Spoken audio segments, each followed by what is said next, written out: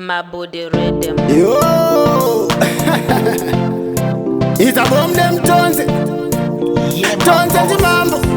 Tikwa. Dabuda neko east. Respect. Dabuda neko west. Respect. Dabuda neko north. Respect. Dabuda neko south. Respect. Kuti maputi. Wauze ikosa. Ikosa. Iso suma korida. Tiriva na mukoma. Mukoma. Kuti maputi. Wauze ikosa. Ikosa. Iso suma korida. Tiriva na mukoma. Shika pa muzinda wova wabvunza pito. Ndiri kwa mugodo ini ndina matiki. Bira kumiri unosangana na Jose.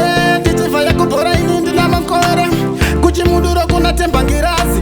Vamwe vacho vachitoti tarisira mugirazi. Chimudhara changu tapsi pamuzanzi. Wauze ife ya musati hanzi. Kuti maputi. Wauze ikosa. Ikosa. Iso simakorira. Tiriva na mukoma. Mukoma. Kuti maputi. Wauze ikosa. Ikosa. Iso simakorira. Tiriva na mukoma. Kemta natoa kosha machomi. Chitigong tigong dakalinga tetiteni. Tamakaya iwewe usatipe. Jari usimlex wauze awa winem.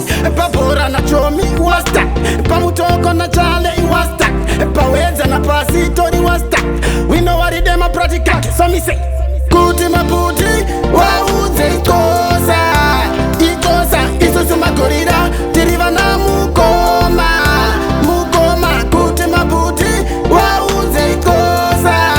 Ikosa. Iso sumakorida. Tiriva na mukoma. Shika pa muzinda wova wabvunza pito. Ndiri kwa mugodo ini ndina matiki. Bira kumiri unosangana na Jose. Ndichiva yakubhora ini ndina makore. Kuchimuduro kuna temba ngirazi. Vamwe vacho vachitoti tarisira mugirazi. Chimudhara changu tapsi pamuzanzi. Wauze ife ya musati hanzi.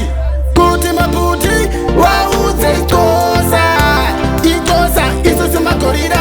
Tiriva na mukoma. Mukoma. Kuti maputi. Wauze ikosa. Ikosa. Iso simakorira. Tiriva na mukoma. Kefta natoa kosha machomi. Chitigong tigong dakalinga tetiteni. Tamakaya iwewe usatipe. Jari usimlex wauze awa winem. Papora na chomi wasta. Pamutoko na chale wasta. Paweza na pasitori wasta. We know what it dem a practical. So me say kuti maputi. Wauze ikosa. Ikosa. Iso simakorira. Tiriva na mukoma. Mukoma. Kuti maputi. Wauze ikosa. Ikosa. Iso simakorira. Tiriva na mukoma. Kuti maputi. Wauze ikosa. Ikosa. Iso simakorira. Tiriva na mukoma.